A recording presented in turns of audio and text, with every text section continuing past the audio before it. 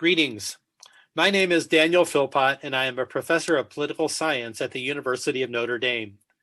I am pleased to be conducting our interview today on behalf of the Ansari Institute at Notre Dame and its conversation series, Engaged, Religion and the Common Good. My guest today is Ms. Asma T. Uddin, author of two widely selling books in the past couple of years, The Politics of Vulnerability, How to Heal Christian-Muslim Relations in a Post-Christian America, and When Islam is Not a Religion. We'll talk with Ms. Uddin about both of these books. First, a bit more on Ms. Uddin. She is a religious liberty lawyer and scholar working for the protection of religious expression for people of all faiths in the U.S. and abroad. After graduating from the University of Chicago Law School, she served as counsel for the Becket Fund for Religious Liberty and as director of strategy for the Center for Islam and Religious Freedom in Washington, D.C.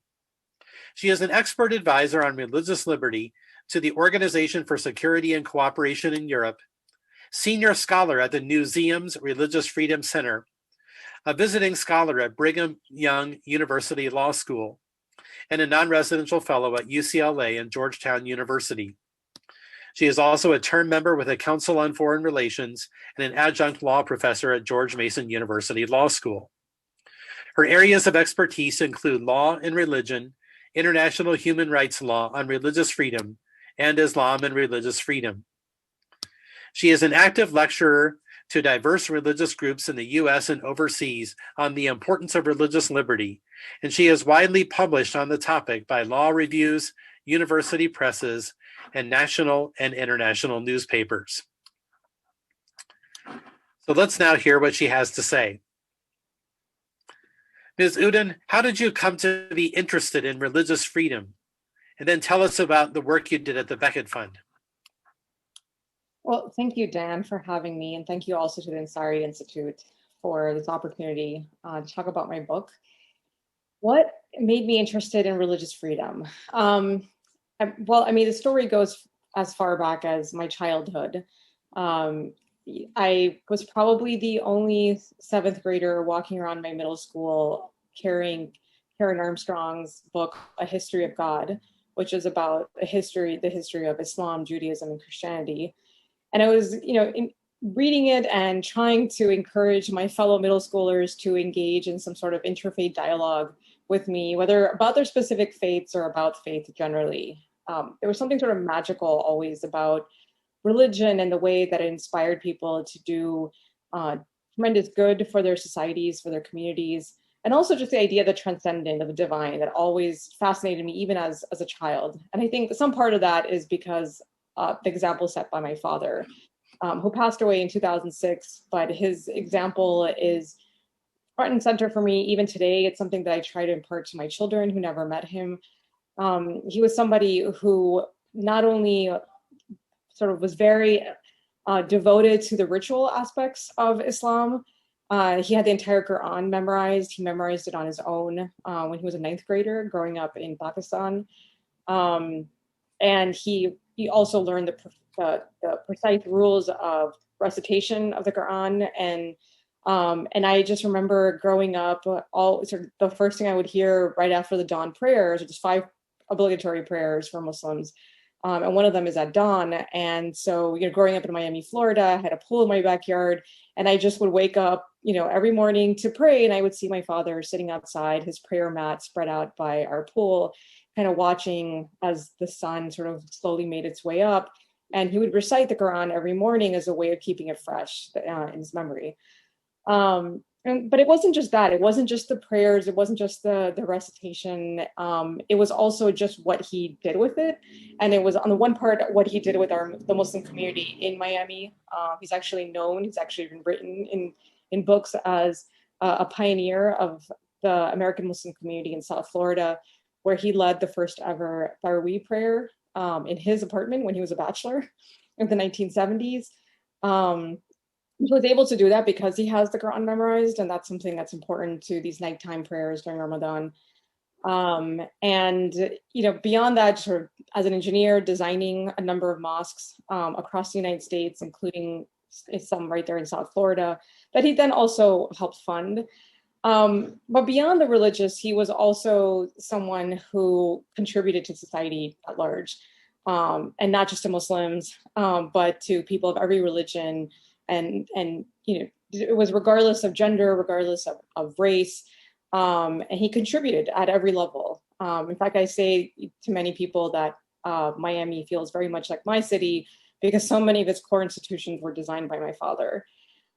So that was example. That was an example of somebody who really lived the faith, but he lived it in all of its many ways: the spiritual, the social, the communal, the way he sort of helped people by giving out interest-free loans so that they could realize the dream of home ownership without having to carry the burden of a mortgage and the interest, and so on.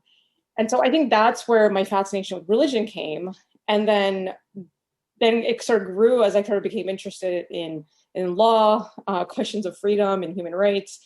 And just the fact that my father was able to live out his life that way because he had the freedom to do it. And then, so I took that, after a couple of years, in the corporate world after I graduated from law school, and realized that was not a good fit for me. Realized that the theme that had always carried me through and made me had always been so passionate about, including again as a middle schooler, was religion. And so what better way to combine my interest in law and religion than to work on cases involving religious freedom. And that's how I found myself at the Becket Fund, which at the time was the only law firm in the entire country where there were attorneys from diverse faiths working to protect the rights of diverse religious believers. And it was just the perfect fit. And I learned everything I know about religious freedom from my work on both international cases and national cases that I worked on while at the Becket Fund. Very good. Now, in these two books that you've written, you're very concerned about certain trends in the United States. You're writing with a sense of urgency about problems in which Muslims are involved and have a great stake. In your book, When Islam is Not a Religion, you document the restriction on the religious freedom of Muslims in the United States. Where do the attitudes come from that motivate this restriction? Yeah, I mean, that's a pretty complicated question. I think the answer to the question is complicated in the sense that I think that there are many different intersecting causes of the hostility. And it's something that scholars have devoted their entire careers to parsing and trying to figure out. There's elements, of course, of securitization, the fact that, especially after the 9/11 attacks, Muslims have come to be seen as both internal and external security threats to the United States and to Americans. There's an entire industry that the Center for American Progress has called Fear Incorporated that builds on these fears, and it helps sort of exacerbate them and manipulate them towards certain policy ends. There's just an idea that goes as deep as the fact that no one can trust any Muslim, because even if Muslims are acting, nice and good and seem like people you can relate to, well, there seems to be a belief among a subset of Americans that you can't trust them, that this is all just a front for some sort of takeover of the United States. And we can get into that a little bit. There's, of course, a racial element. Even though there are 1.8 billion Muslims across the world, and Muslims come in every shade. We've all heard of the Uyghur Muslims in China. There's plenty of white Muslims, Caucasian Muslims in Syria, in Central Asia, white converts in Europe and the United States. There's a growing, I think Islam is like the fastest growing religion, not just in the United States, but also in Mexico and other parts of Latin America. There are, of course, Black Muslims that we all know about, Malcolm X and the legacy of Black Islam and Black Muslims to the United States. And the fact that, many of the slaves that were brought to the United States were actually Muslim. So Muslims come in every shade. But there's a tendency to sort of conflate them with Arabs or brownness. And the sort of racialization of Muslims with it comes this also elements of racism, this idea that that brownness sort of has, there's certain sort of attributed attributes that are negative. So that's definitely part of the mix. And then for Christians specifically, I would say that a common thing that I see as comments on my op-eds when I write about Muslims' rights or on the topic of religious freedom is that many Christians just sort of have this attitude of like, well, Christians are not treated well in Muslim states, to which I would say in some Muslim states. I mean, don't conflate all the Muslim majority states, as Dan, you know very well. But there's this idea that like Christians aren't treated well in Muslim majority states, so therefore it makes sense for Muslims not to be treated well in the United States, even though there's really no connection among the individual Muslims in these cases, or the fact that a lot of the problems in majority Muslim states are stem from authoritarian governments. And then there's a piece of it that I explore in the politics of vulnerability. And this is something that's I don't look at as much in When Islam is Not a Religion, which is my first book, which came out in 2019. That book was really about sort of tracing this argument that unfortunately was becoming more salient, that is becoming more salient, that Islam is not a religion, and that therefore Muslims don't have rights to religious freedom. So I was kind of just looking at like, what is that? Where is that argument coming from? What are the different forms that it shows up in? And why is it a really bad idea for everyone's religious freedom? That was what the first book was about. But it kind of made me think like, well, you know, what's going on here? Like, it's not as easy as sort of just racism, racialization, securitization. There was something else going on that I just noticed, you know, when sort of researching it and also interacting with conservative audiences. And that's the issue that I parsed in my second book. And it's something I think that doesn't get almost any attention. And it's really the role of political tribalism in driving specifically conservative Christian hostility against Muslims. Tell us a little more about that intriguing title, When Islam is Not a Religion. I mean, what in the world? I mean, doesn't everybody know that Islam is one of the major world religions, and you may like it, not like it, agree with it, think it's threatening or whatever, but who would ever say that Islam is not a religion? And what do they mean by that? Yeah, I mean, Dan, that was my response as well. I mean, the first time I heard the claim was when I was working on a case involving the Islamic Center in Murfreesboro, Tennessee in 2010. And this claim was actually being argued in the context of a legal case. It was argued in court. And it was sort of dragged out over the course of multiple days of testimony where people who, you know, either their county commissioners are being put on the stand, being asked like totally like, you know, insane questions about, portraying Prophet Muhammad as a pedophile, for example, and asking them questions about that, all the way ranging from that sort of strange spectacle to having people who, I mean, I earlier mentioned Fear Incorporated. Many of the main actors in Fear Incorporated, the people who literally make a living off of spreading and generating this fear and hatred of Muslims, were being put on the stand to kind of just sort of spew that same hate. And so, you know, when I first saw this, and the U.S. Department of Justice is getting involved in this case and filing an amicus brief in which they actually had to explain to the court that in the United States, Islam is considered a religion. I mean, the whole thing just seemed really strange and fringe. That was in 2010. I wrote the book in 2018 and it came out in 2019, right in the midst of the Trump era. Unfortunately, because I saw that versions of this idea of Islam not being a religion were now sort of gaining prominence. So much so that in the Trump White House, a lot of the people who kind of believed that stuff and said it were very close to the president.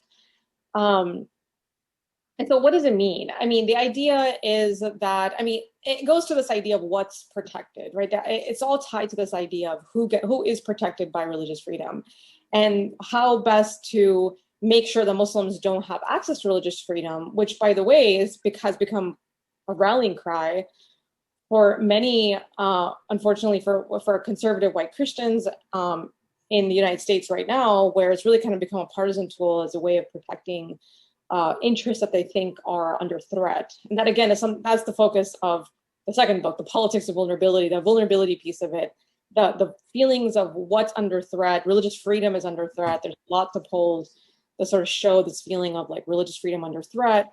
But it's really kind of it's more sort of, there's more involved there. It's really just about like cultural and demographic shifts, this idea that America is not what many conservative Christians thought America was or what it used to be, and it's changing very dramatically and very quickly. And it's a way of kind of protecting a certain idea, or at least protecting one's space to be able to live out their beliefs in a fast changing country. And which is not something that I attribute any sort of negative, connotations to. I think a lot of that is very human, and that's something that, again, that's how I treat it in my second book. But as religious freedom is becoming this partisan tool, it is becoming this like major issue where in the 2016 presidential campaign, it was described by Ted Cruz as the religious liberty election. Like that was the issue that all the Republican candidates were really kind of focused on as a way of bringing support to themselves, like who can prove themselves as the biggest defender of religious freedom. And throughout the Trump era, Trump certainly portrayed himself as a defender of religion and of Christianity specifically. And so all this is happening, but concurrent to it is this other phenomenon of including by these presidential candidates, the same ones who were saying that they're defenders of religion and religious freedom were saying, well, let's surveil Muslim neighborhoods, let's close down mosques, let's ban Muslims from the country, so on and so forth, or Trump's claim that Islam hates us. And so there's very obvious sort of hypocrisy going on, and there has to be some very strong sort of cognitive dissonance there, unless you can somewhat convince yourself that those two ideas fit together, because Islam is not a religion. So you can be an ardent religious freedom defender without having to sort of deal with this issue of like, well, I'm also opposing the religious freedom of this major religious group. So it was an idea that was sort of generated by a kind of contradiction or a need to justify something that was there prior. I think it's definitely part of it, and I think that it's sort of this idea that when you first hear it, again, it sounds just so ridiculous, but there's fears that those who are sort of pushing this argument are manipulating, and there's existing sort of like uneasiness. Some of it related to Muslims specifically, but a lot of it related again to things that are very apart, that are trends that have nothing to do with Muslims specifically. And so the way I talk about it in the politics of vulnerability is that American Muslims are essentially collateral damage in our tribal warfare. You have a group of people who feel very much under threat, and under threat by forces that have nothing to do with Muslims, but then a part of that hostility that comes out from those feelings of threat, or the backlash, ends up impacting the rights of American Muslims. Mm-hmm. Now, another theme that comes up in the same vein is that of Sharia law, that the cry is raised that Sharia law is being instituted in the United States and promoted by Muslims, and that this is a great threat. What is going on there? Is what's behind that? Is there any grain of truth to it? What is that charge used to do? How does that play out in your analysis? So, inherent in this idea of Islam not being a religion is, well, it sort of begs the question, right? So what is Islam then, right? And so the way the argument goes that Islam is not a religion, it is instead a dangerous political ideology that's essentially hell-bent on subverting our fundamental and constitutional rights, and sort of remaking the United States in the image of XYZ authoritarian Muslim majority state. I mean, that's sort of the big picture that's presented. And Sharia is like the biggest bogeyman in the whole thing, right? So you have plenty of like news headlines and so on to sort of like, add some illustrations to this idea of, people being beheaded and like thieves, arms being, hands being amputated, so on and so forth, that kind of, add this like element of sensationalism and fear. But what's interesting about it is that I don't actually think that the people propagating these ideas have any real fear of Sharia taking over the United States. And in fact, if you look at what they're saying, that's exactly what they're saying. So when you see, for example, in Oklahoma, the anti-Sharia law that was passed there, and by the way, these have been proposed, it's been about 217 of them that have been proposed in 43 states. And some of them have been passed in like various forms. The one that was passed in Oklahoma, which was then challenged in litigation, that was actually a ballot initiative. And so the first version of it specifically mentioned Sharia as a law that cannot be respected by the civil courts. And the real life version of this, by the way, it's not like it says there's like liberal, and again, this has to tie up, if you really listen to them, what they're worried about specifically is liberal judges, and that's something, again, I explore in the second book, and we can get to that. But the idea is that somehow, these ideas are propagated that like secular courts are somehow, deciding cases on the basis of Sharia law as opposed to US law. What's in fact the reality is that what you're dealing with is religious arbitration that is open to religious groups and secular groups, to any individual to be able to arbitrate using the law that they think best suits their situation. And so you have rabbinical courts that are very much active in the United States. You have Christian groups that resolve their disputes using their own tradition. And then you have some Muslims who, for their personal matters, choose to have somebody who is well-versed in Islamic law help them resolve their disputes. And then what you do is you take that decision, which cannot be enforced until you take it to a civil court, where a secular judge will then check to make sure that the decision meets all of the sort of substantive and procedural requirements, such as fairness and equality, non-coercion. Does it comport with US public policy? And only once a judge has kind of gone through that checklist will they then enforce the decision. So many people who kind of are, we're studying this sort of, again, it's very strange phenomenon of trying to portray Sharia arbitration as some sort of takeover of a foreign scary law, are just like, well, it seems like a solution in search of a problem because there wasn't a problem. Right. Yeah. But it's a useful tool. So when the Oklahoma version of this was a ballot initiative, it was successful, passed by the voters. It was about I believe it was like 70% of voters, and it was challenged in court and actually was found to be unconstitutional because it singled out, among other problems, it singled out one religion for special disfavor, which is not permitted under the Establishment Clause. But if you see the people who propagated it afterwards, they were like, this is still a win, because at the end of the day, we kind of knew it was ridiculous, but that wasn't the point. The point was just that it was a useful tool in generating fear and hatred of Muslims. And that ultimately was the end goal. So I think that, and I think, to the question of why they would want to generate fear and hatred, I think that's complicated. I think there's geopolitical elements to it. I think lots of it really has to do with politics. But ultimately, the point is that it's portrayed as a major threat, but many of the people who are portraying it as such don't actually believe it. I remember some years ago, I went on a Christian retreat and we were asked to sign a form saying if we had any dispute, we would submit it to a Christian conciliation service. It sounds like the Sharia is something like that it's a way for Muslims to, handle legal issues in a way that's compatible with their religion.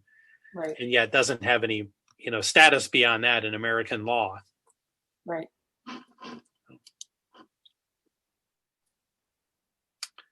Now, on the other hand, prior to hearing about these kinds of things, I had long been under the impression that the Muslim experience in the United States was a pretty good one. I mean, you described growing up and the work of your extraordinary father to live and contribute to the Muslim community in Florida. And I had always been under the impression that Muslims have enjoyed a far better experience in the US than they have in Western Europe, where, say, they tend to live in enclaves and suffer a lot of discrimination.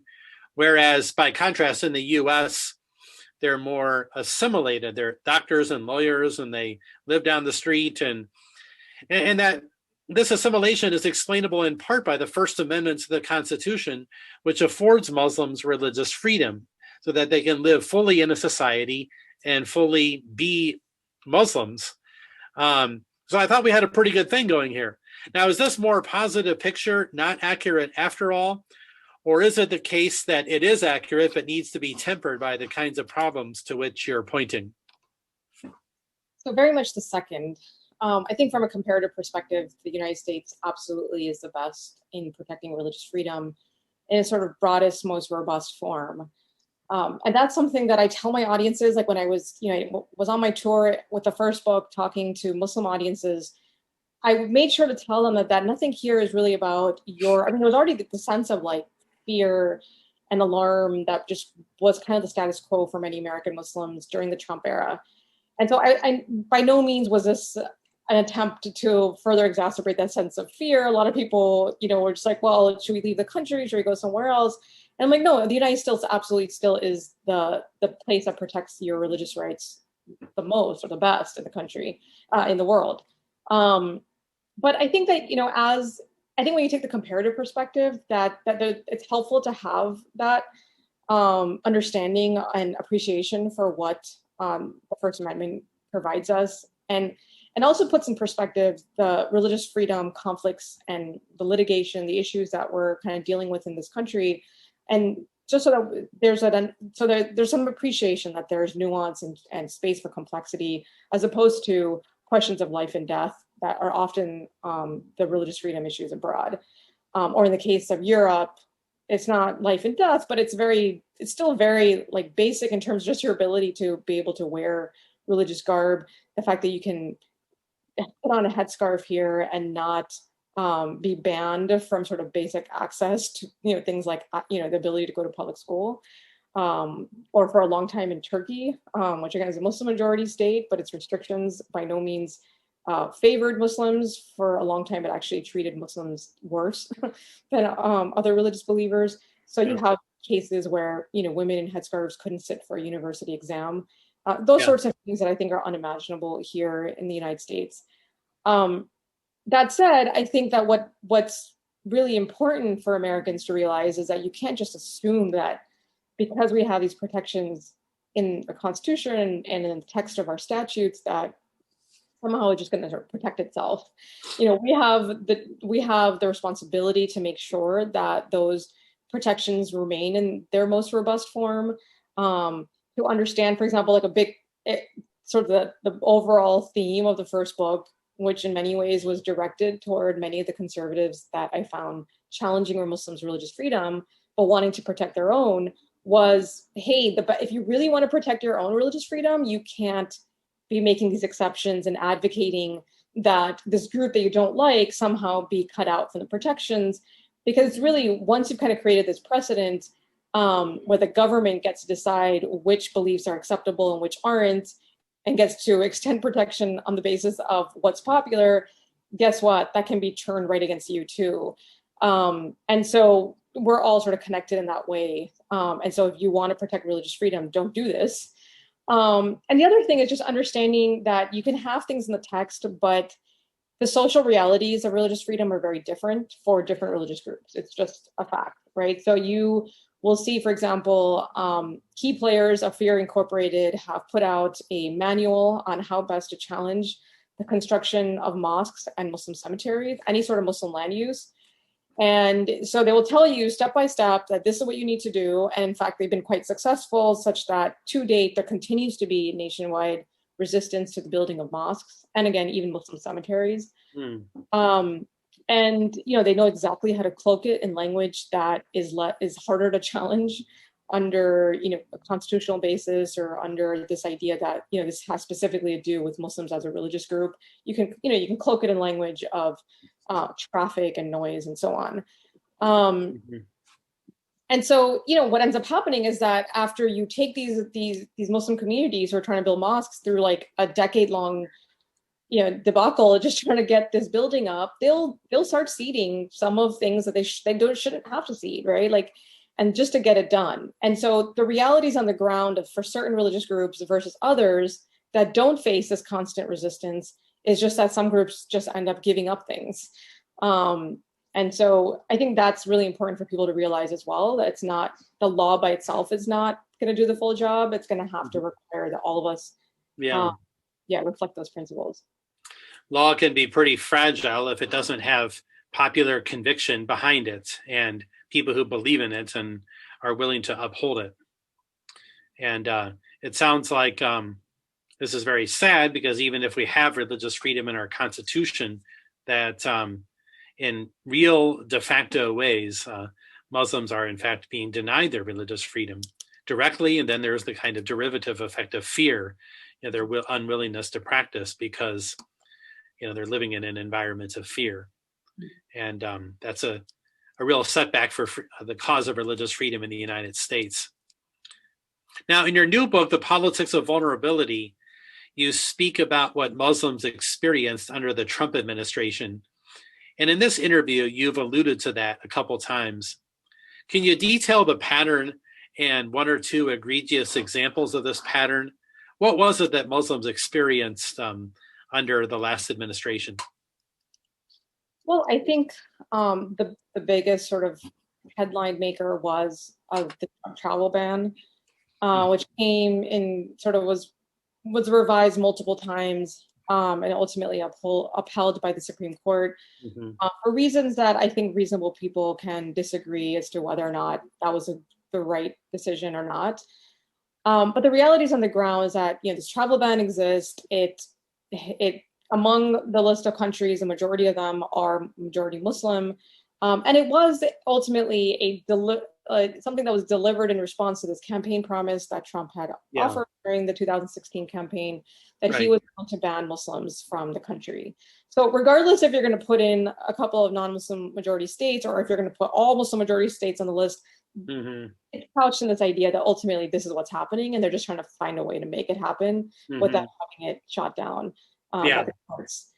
And so the impact on the ground has been, in terms of individual Muslims, their very personal experiences of this, where people have not been able to go to attend like funerals in other countries, in some of these Muslim majority states for fear of not being able to get back into the country. They were separated by family members, so that some family members who were in those countries who couldn't come in. There was a case that I talk about in When Islam is Not a Religion about a mother who was in Yemen, and her 2-year-old son and his father were in the United States, and he was diagnosed with a life-threatening disease. And for months, as he was just sort of like in his final months, the doctors were saying, this is really all he's got before he's going to pass away. His mother couldn't come into the country because of the travel ban to be by his side. And the only thing that got her there just in time was the fact that there were lawyers in the United States who did everything they could to bring this to the attention of lawmakers. They were on CNN. There was just a major campaign just to get this mother into the country in time to be by her 2-year-old son in time for his death. I mean, these are the sorts of things that should never have to happen. There are stories of numerous students who are afraid to return home to visit their families because they fear that their visas may not be reissued. You have stories of families who are now traveling thousands of miles and spending thousands of dollars to simply be able to hug someone they love on the border of Canada and the United States. The so-called waiver process that was sort of like the out here in terms of, well, you can always apply for a waiver. It's not really working out well. Only 2% of the number of applications have been granted. And then, there's the fact that it just goes so much beyond that, right? This idea of like extreme vetting now justifies a program in which people are indefinitely stalled in their immigration process because there's all this vetting going on, including social media monitoring, so that anything that they say can now be used as evidence of a threat, even though there's no real connection to an actual threat, but that could be used as sort of an excuse that this person did not satisfy the requirements of extreme vetting. And then, we can think about this in terms of people coming into the country, but there's also the local manifestations of this with affecting people who are born and raised here. And so if you listen to some of Muslim advocates who are on the ground dealing with these controversies against once again mosques and cemeteries and other Muslim programs and so on, they kind of see it, they sort of talked about it as a local iteration of the travel ban. This idea that Americans think now, because they were being given this message by the person in the highest, position of power, that it is legitimate to exclude Muslims, that this is something that's actually good for America. Right. And so it's not just about excluding them from the borders of the US, but also excluding them from their communities, their local communities. And in fact, what people also don't know is that after the announcement of the first, version, travel ban 1.0, there were a number of mosques that were actually burned down in part or in whole across the United States. And so it's just, there were, during the Trump era especially, I saw a lot of coming out in terms of the sort of like the neurologists and like social psychologists talking about like the impact of this sort of speech coming from people in positions of authority and how that helps people justify their acts of private violence. So I think that's really important to understand how all of these things are connected, both international and local. And then in the book, the second book, which was kind of written towards like this tail end of the Trump era, what I was looking at was the rise of Christian nationalism and the way that was something that was, sort of cultivated in the Trump era, where there was kind of like this murky line that I do try to parse for the reader between conservative evangelicals, who were sort of talked about constantly during the Trump era as the people responsible for putting him in power, and Christian nationalists. And in the American imagination, those two are often conflated with each other. And I think that's problematic for a number of reasons. But it is true that Christian nationalists heard Trump's message as something that supported what they wanted for the country and what their vision for the country is. And Christian nationalism absolutely is about having an idea of America as a Christian nation, in which Muslims are seen as fundamentally antithetical to what America is. So I think that's definitely another aspect of Trump's effect on American Muslims. Yes. One recalls in many countries around the world where the government institutes religiously repressive policies, people on the ground, citizens and groups and so forth, tend to mimic it and carry out that acts of violence and exclusion. They see that as a kind of a green light or an encouragement. So there's this interaction between what is called government restrictions and social hostilities, to use the categories of the Pew Forum. Right. Now, go ahead. Yeah, I was going to say, that's a really important frame, this idea, the connection between government restrictions and social hostilities. I think what was interesting for me was to kind of parse what that looks like in the United States, because I think sometimes, certainly Pew was thinking about that in terms of places outside the United States. But if you talk to Brian Grimm, who was the lead writers of that report, there was a talk that I moderated once where somebody in the audience asked him whether or not the restrictions, such as the Masterpiece Cake Shop case, where a Christian baker was, he declined to make a custom wedding cake for a same-sex couple, and was then penalized by the Colorado Human Rights Commission. Would that sort of thing be considered a government restriction for purposes of this this framework? To which Brian Grimm said yes. And I thought that was really interesting because it kind of fit this idea again of like, what is it that conservative Christians are feeling in this country? And certainly their perception, and there's lots of people who disagree with them who would say, that is not a government restriction, that's the upholding of human rights, et cetera.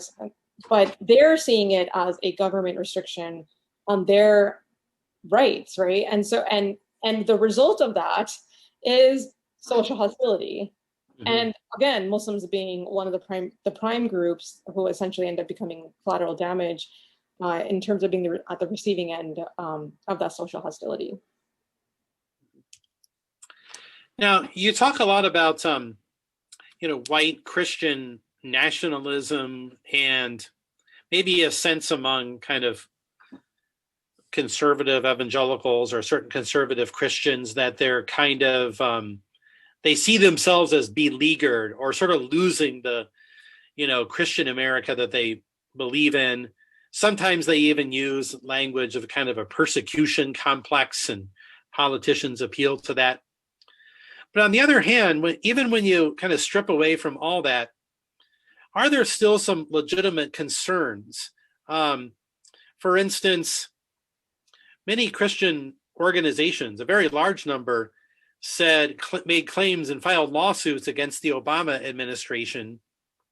And now there seem to be similar trends in the Biden administration, saying that they were pressured to compromise their convictions regarding marriage and sexuality. And they would point to a kind of growing and ever more aggressive secularism that we didn't have before. Are they entirely wrong, or is there something to that on their end? Yeah, so I do think that there is something to it, and I make that clear in the very introduction, very beginning of my book. That, and in fact, I think that that's the realization of the understanding, and just even acknowledging that is, I think, a pretty core to just the very fact that I can write this book, right? Because I think otherwise there is no acknowledgement of vulnerability and humanness of the other side if you see everything that they're claiming as being false or immoral, which I think is like a dominant frame. And so I do see the legitimacy there. I think as a starting point, I think it's important to understand a couple of things here. So the first is this distinction that I was alluding to earlier between Christian nationalists and conservative white evangelicals, and the relation that happens between the two of them that I think is really problematic, and that then impacts the way that other Americans see their concerns as legitimate or not. And so you have, and so I explain this in the book. The very first chapter is, Christian nationalists not equal to, or conservative white evangelicals are not equal to, I literally have a not equal to sign to Christian nationalists. Yes. Some of the distinction between the two groups, and I use very sort of empirical data to explain this, and specifically the research by Andrew Whitehead and Samuel Perry at Baylor, who have essentially kind of like a sliding scale of Christian nationalism, where on the one hand you have the rejectors and the resistors, all the way to the accommodators, and then all the way to what they call ambassadors, so people who sort of fully embrace the Christian nationalist agenda. And it's important to kind of locate people on the scale as opposed to just sort of putting them into one or the other sort of extreme bucket. And some of the distinctions that they talk about, that I talk about in the book, is that one group, where conservative Christians kind of take a defensive posture, whereas Christian nationalists take an offensive posture. And so a lot of these claims that you were referring to, Dan, I would put them in the defensive bucket, in the sense of like, okay, the country's changing, the culture is fundamentally sort of different from what we understood America to be. Not only demographically are we a minority, but the cultural institutions are sort of going with that. And there's been major changes.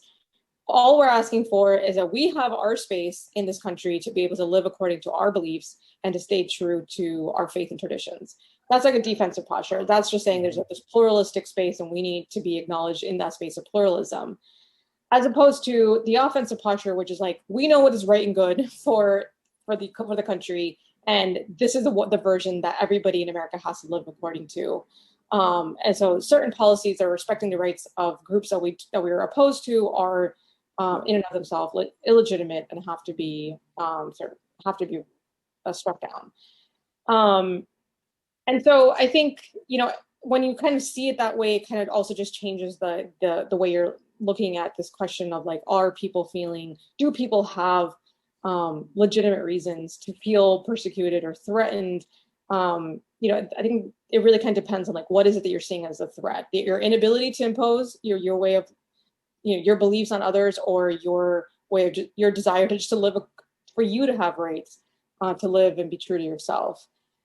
And I think the other thing that's really interesting in the book is, this idea of how it sort of pushes against a common narrative right now about oppression and privilege and power. And there's lots of sort of this idea that, white Christians are the ones with all the power, and that their claims are positioned against the claims of a range of marginalized minorities, Muslims being one of them, but often Muslims are lumped in, if you just listen to the way both sides talk about it, with other groups such as the Black Lives Matter movement, the Me Too movement, sort of like, here's a range of marginalized minorities, LGBTQ individuals, for example, and then they're pitted against the rights and the claims of these conservative Christians.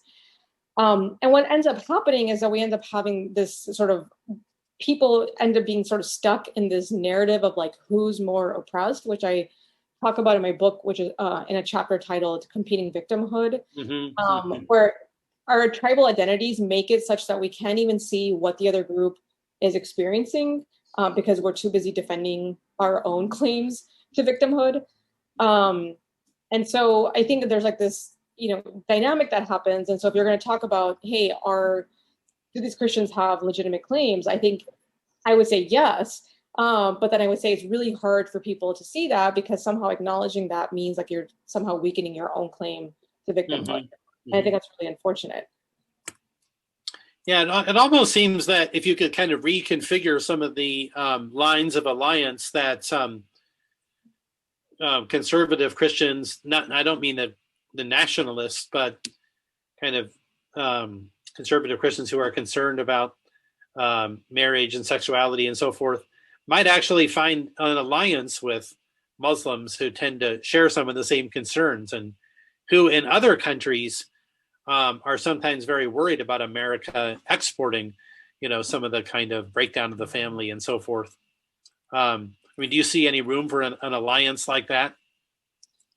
Well, I think one point with that I try to highlight in the book is that for example, there's a section of Whitehead and Perry's book that I thought was kind of buried in their own text, but something that I tried to bring more attention to in mine, which is the fact that there's this role of religiosity, and this sort of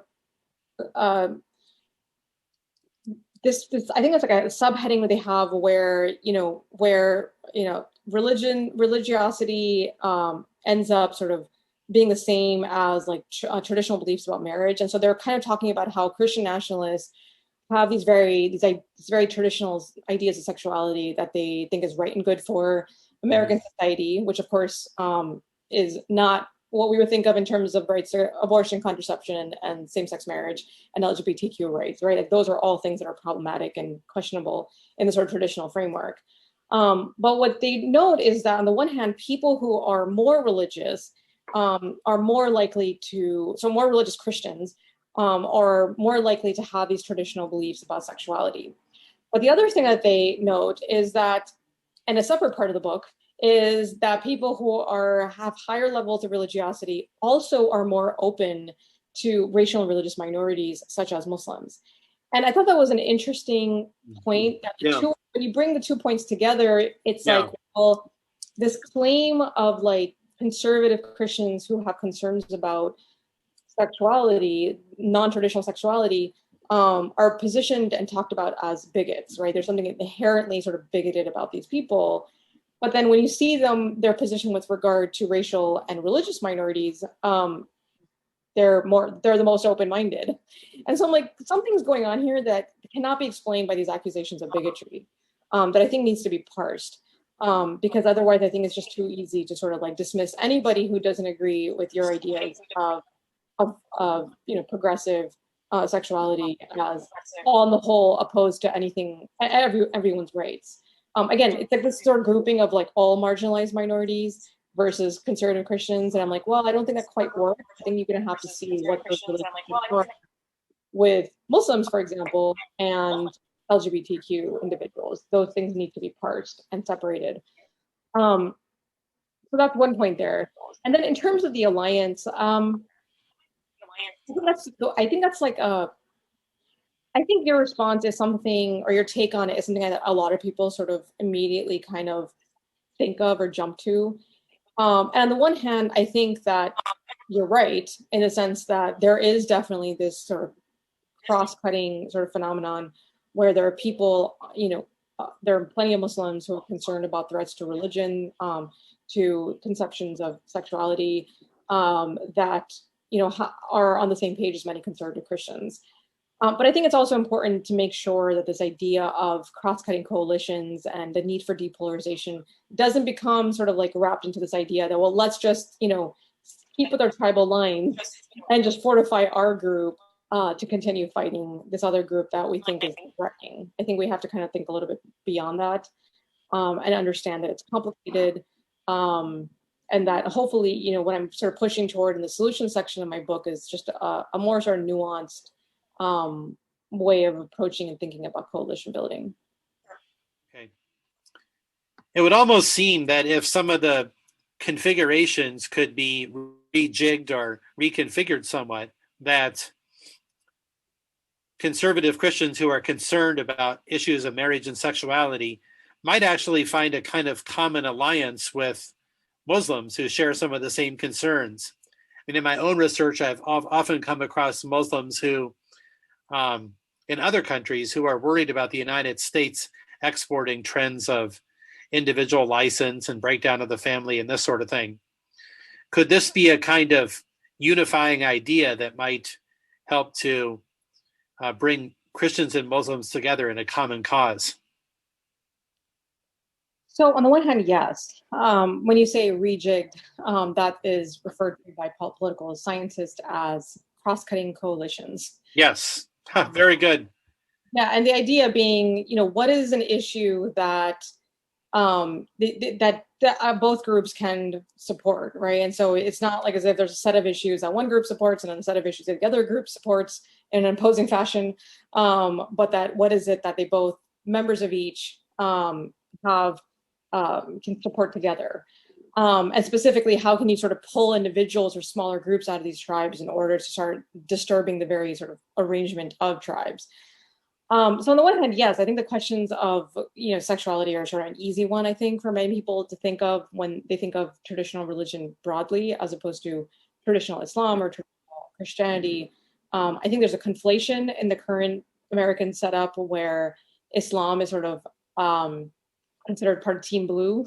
And this is why in the cover of my book, you will see the starring crescent in blue and the cross in red, because there is this idea that Muslims, and specifically the championing of Muslims' rights, I mean, that's kind of where it starts, that sort of Muslims' rights issue, but then it kind of just becomes Muslims generally are part of that left group, and that conservative Christians are part of the group on the right. And so any issue that can show that, like, wait a second, it's a little bit more complicated than that. You have distinctions among Muslims, they're not a monolith. They have different perspectives on a whole range of issues, including sexuality. And some of those issues, some of those positions are ones that you hold as well. I think in that regard, it's absolutely helpful. I think it's important, though, that in the process of creating these cross-cutting coalitions with the hope of depolarizing and detribalizing, that we don't just sort of reconfigure ourselves in a way that sort of, again, fall along tribal lines, that have some sort of idea of like, hey, just come on over to Team Red, and then you can help fortify Team Red to fight the big bad Team Blue. So I think there needs to be something sort of substantive there that goes beyond just kind of increasing your numbers and to fight the same enemy that you were already fighting. And I think that's important. And I think, you know, there's data that I look at in the book that kind of helps to complicate some of the usual ways that we think about these things. And so I present some empirical evidence that, on the one hand, religious Christians hold very strongly, so sort of like there's this correlation between like the higher, you know, the more religious you become, measured in terms of church attendance, for example, then the more likely you are to hold traditional positions on sexuality. But there's also data that says that the more religious you are, then the more open-minded you become to racial and religious minorities, including Muslims. And so the researchers who are talking about this very specifically point to openness toward Muslims that they see becoming, increased and sort of broader the more sort of someone becomes religious. And so this challenges the usual simplistic notions of labeling people who oppose non-traditional sexuality as bigots or as closed-minded, because when it comes, that same thing that's driving them to hold these traditional ideas of sexuality is also the driver towards creating an openness to a range of other types of minorities. And so I actually offer a theory there by Gordon Allport, sort of this famed social psychologist, who explains it by saying there's certain ideas that are very sort of essential to Christianity and that are sort of, that you're able to kind of become truer to when you become more religious. And those are things like being open to a variety of different types of races and religions, where and you're able to kind of like resist more political sort of temptations around that when you become more religious and then become more open. But then it also is essential to Christianity to have a sort of traditional conception of sexuality.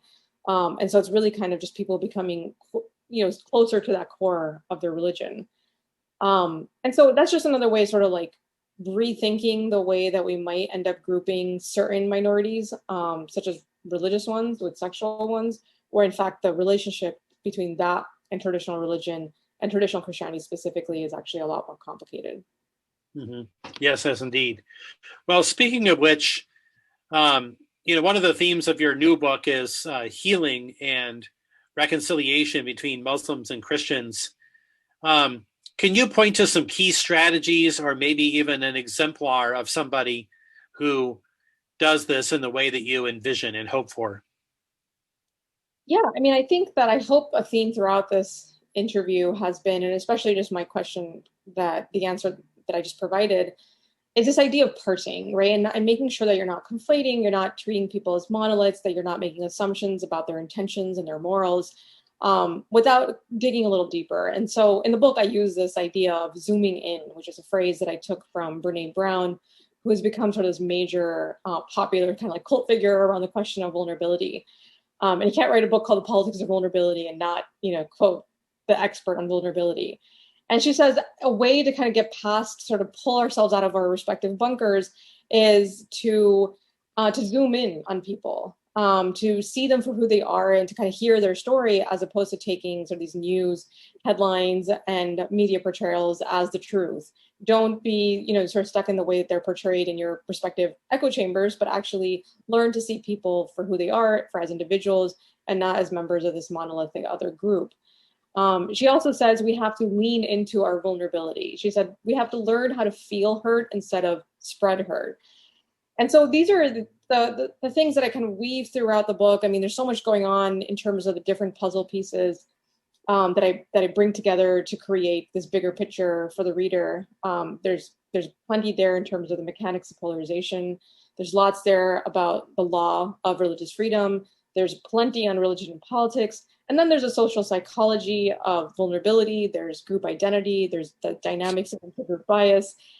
And I bring all this together to explain, look, that thing that's happening in the political culture, that thing that you have assumptions about what's happening in the Supreme Court, there's so many other pieces of this. And fundamentally, what's happening here is a question of humans reacting in very human ways. And again, I make that distinction between Christian nationalists and people who might engage in violence or in very sort of explicit acts of exclusion, versus people who are just kind of really being human in a context where their world is changing and they're reacting in the way that any other human and any other part of the world in a country where their race or religion might be facing the same challenges, or their idea of what their national culture is changing rapidly. They're reacting in ways that are just sort of core to who we are as people, as opposed to, this sort of big, bad, immoral enemy as they're often portrayed as. So I think that's a really key part of healing, sort of seeing people as people and seeing what drives them in ways that are a little bit more complicated than just sort of this idea that they're evil and that they're acting in the way they're acting because they are just bad people, as opposed to just people. And so I think that's really key. And I hope that that's something that comes through in the book, that really emphasizing the humanness of humans. And hopefully as a strategy, and of course I provide plenty of other strategies that have been tested by social scientists, but the core of all of them is just trying to understand how is it that humans act. And if we can just sort of start there, I think that makes a big difference. Yes. Well, thank you very much. I think this brings our interview to a close. But I want to say in closing that to offer a word of thanks and encouragement, to say that I think that you as a believing, practicing religious Muslim and an American and a lawyer trained in religious freedom are in a particularly strong position to be a peacemaker, a reconciler, and that your depth of insight is, you're marshaling it for that. And so it gives me hope. And when I look out there, I have less hope, but talking to you, I'm re-inspired and have more hope. And so I hope that this interview will be widely viewed and will give hope to others and will lead to the building of peace in the United States. So thank you very much. Thank you, Dan. And I welcome anybody who's watching this. If you have interest in working with me, I'm continuing to build on this through a series of academic workshops and work in the field. I welcome the opportunity to be able to talk with you.